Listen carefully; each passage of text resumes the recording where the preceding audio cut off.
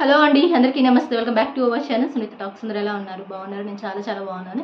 మీ అందరూ ఎలా ఉన్నారు? ఏం చేస్తున్నారు? కామెంట్ చేయండి మర్చిపోకుండా అనమాట. And thank you so much మీ అందరి సపోర్ట్కి కూడాను. అండ్ ఈరోజు మన స్పెషల్ వీడియో ఏంటి అనుకుంటున్నారా?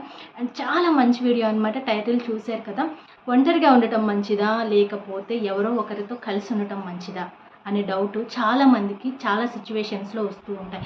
అంటే ఎలా అంటే ఒక్కొక్కసారి మనకంటూ ఒక పార్ట్నర్ ఉంటే బాగుండు అనిపిస్తూ ఉంటుంది. ఒక్కొక్కసారి మనకి ఎవరూ అక్కర్లేదు, ఒంటరిగానే బ్రతుకుదామని అనిపిస్తూ ఉంటుంది. ఎందుకంటే కొన్ని సిచ్యువేషన్స్ అలా క్రియేట్ చేస్తాయి అన్నమాట. కొన్ని ప్రాబ్లమ్స్ వచ్చినప్పుడు, సో మనకంటూ నచ్చినట్టు మన లైఫ్ లేనప్పుడు ఖచ్చితంగా ఒక్కొక్కసారి ఒక్కొక్కలాగా అనిపిస్తూనే ఉంటుంది. బట్ ఈరోజు నేను క్లారిటీ ఇస్తాను, ఒంటరిగా ఉండటం మంచిదా లేకపోతే ఎవరో ఒకరితో కలిసి ఉండటం మంచిదా అనేది ఈ వీడియో చూసిన తర్వాత మీకు క్లారిటీ వస్తుంది. కాకపోతే చిన్న రిక్వెస్ట్ ఏంటి అంటే, కొత్తగా వాచ్ చేసే వాళ్ళు ఎవరైనా ఉన్నట్టయితే ఛానల్ సబ్స్క్రైబ్ చేసేసుకోండి. వీడియో నచ్చిందా లైక్ షేర్ కామెంట్ పెట్టేసేయండి ఎప్పట్లాగే. యాక్చువల్లీ ఒంటరిగా ఉండాలనే థాట్ ఎప్పుడు వస్తుందో తెలుసా? ఎప్పుడైనా ఒక రిలేషన్షిప్లో బ్రేకప్ అయినప్పుడు, సో మనసుకి చాలా గట్టి గాయం తగిలినప్పుడు ఆటోమేటిక్గా మనకి ఎవ్వరూ అక్కర్లేదు, మనం సింగిల్గానే ఉందాము అనే థాట్ ఖచ్చితంగా వస్తుంది. At the same time goals మీద ఫోకస్ పెట్టాలి అనుకున్నప్పుడు, ఎవరికైనా సరే నేను ఈ పని చేయాలి, నేను ఈ టార్గెట్ రీచ్ అవ్వాలి, ఎలాగైనా సరే నా డ్రీమ్ ఫుల్ఫిల్ చేసుకోవాలి అనే థాట్ ఉన్న వాళ్ళు కూడాను ఒంటరిగా ఉండాలనే ట్రై చేస్తారు.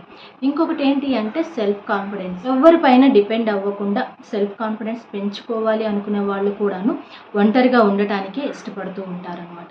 లేదా ఫైనల్లీ ఇంకొకటి ఏంటంటే, చాలామంది చేతుల్లో మోసపోవటం వల్ల కూడాను, అది ఫ్రెండ్షిప్లో, లవ్లో, రిలేషన్షిప్ ఏదైనా కావచ్చు, మోసపోయినప్పుడు కూడా ఆటోమేటిక్గా అనిపించేది ఏంటి అంటే, మనం ఒంటరిగానే ఉందాము అనే థాట్ ఖచ్చితంగా వస్తుంది అనమాట.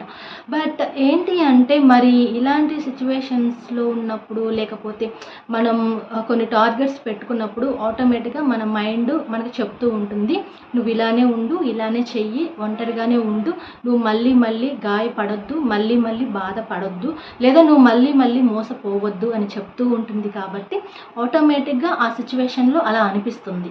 నెక్స్ట్ ఎవరో ఒకరితో ఉండటం కూడా మంచిదే. అంటే మీరు ఇష్టపడుతున్న ఒక అమ్మాయితోనో అబ్బాయితోనో ఉండటం కూడా మంచిదే అనమాట.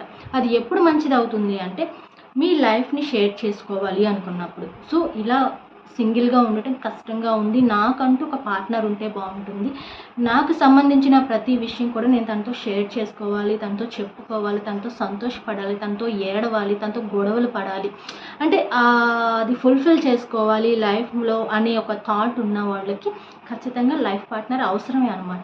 అలాగే ఇంకొకటి ఏంటి అంటే, అర్థం చేసుకునే వ్యక్తి మన లైఫ్లోకి వచ్చినప్పుడు కూడా ఖచ్చితంగా మనకు అనిపిస్తూ ఉంటుంది, సో నన్ను అర్థం చేసుకునే పార్ట్నర్ నాకు ఉన్నప్పుడు ఖచ్చితంగా నేను తనతో ఉండాలి అనే కాన్ఫిడెన్స్ పెరుగుతుంది. ఇంకొకటి ఏంటి అంటే, ఏదైనా కష్టాల్లో ఉన్నప్పుడు సపోర్ట్ చేసే వ్యక్తి మన లైఫ్లో ఉన్నప్పుడు ఆటోమేటిక్గా మనకు ఒక పార్ట్నర్ ఉంటే బాగుండు, మనకు ఒక పర్సన్ మనల్ని నమ్మి మనల్ని ఇష్టపడి మనతోనే ట్రావెల్ అయ్యే వాళ్ళు ఉంటే బాగుండు అని ఖచ్చితంగా అనిపిస్తుంది అనమాట. సో అంటే నేను స్టార్టింగ్లో ఏదైతే చెప్పానో, సో అది మనం ఒంటరిగా ఉండిపోవాలా లేకపోతే ఎవరో ఒకరితో ఉండిపోవటం మంచిదా అనే థాట్స్ వచ్చినప్పుడు ఇవే అన్నమాట. ఇలాంటి సిచ్యువేషన్స్ లైఫ్లో ఫేస్ చేస్తున్నప్పుడు ఒక్కొక్కసారి ఒక్కొక్కలాగా అనిపిస్తుంటుంది ఖచ్చితంగా అనమాట. మనం సింగిల్గా ఉండాలా లేకపోతే పార్ట్నర్తో ఉండాలా అనే డౌట్స్ ఆటోమేటిక్గా వస్తూనే ఉంటాయన్నమాట. ఫైనల్గా చెప్పేది ఏంటి అంటే, తప్పుడు వ్యక్తితో ఉండేదానికన్నా కూడాను ఒంటరిగా ఉండటమే మంచిది. అలాగే సరైన లైఫ్ పార్ట్నర్ మన లైఫ్లోకి వచ్చినప్పుడు, ఆ సరైన వ్యక్తి ఉన్నప్పుడు లైఫ్ని షేర్ చేసుకోవటం కూడా మంచిదే అనమాట. ఎందుకంటే అంతకు మించిన ఆనందం, అంతకు మించిన సంతోషం, అంతకు మించిన అందంగా కూడా ఉంటుంది లైఫ్ అనేది సరైన పార్ట్నర్ మన లైఫ్లోకి వచ్చినప్పుడు. సో దాన్ని గుర్తుపెట్టుకోండి, నేను చెప్పిన పాయింట్ మైండ్లో పెట్టుకోండి. మోసం చేసేవాళ్ళు, చీట్ చేసేవాళ్ళు, కొన్ని నెలలో కొన్ని సంవత్సరాలు ట్రావెల్ చేసి మధ్యలో వదిలేసిపోయేవాళ్ళు, లేకపోతే మీకు అబద్ధాలు చెప్పేవాళ్ళు లైఫ్లోకి రాకపోవటమే మంచిది, వచ్చినా వదిలేసిపోవటమే మంచిది. అలా అని చెప్పేసి ఒంటరిగా ఉండిపోండి అనేది నేను చెప్పను. సరిగ్గా అర్థం చేసుకునే వాళ్ళు, సరిగ్గా మీకోసం ఏడ్చేవాళ్ళు, సరిగ్గా మీకు టైం ఇచ్చేవాళ్ళు, సరిగ్గా మిమ్మల్ని కేర్ చేసేవాళ్ళు మీ లైఫ్లోకి వస్తే మీ లైఫ్ ఇంకా ఇంకా మరింత అందంగా కూడా ఉంటుంది.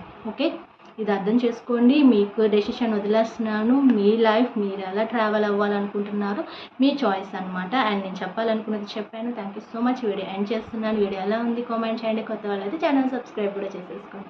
Insta ID mail ID provide చేస్తాను, చెక్ చేయండి. Thank you so much. మనం మరొక యూనిక్ వీడియోతో కలుద్దాం. Thank you.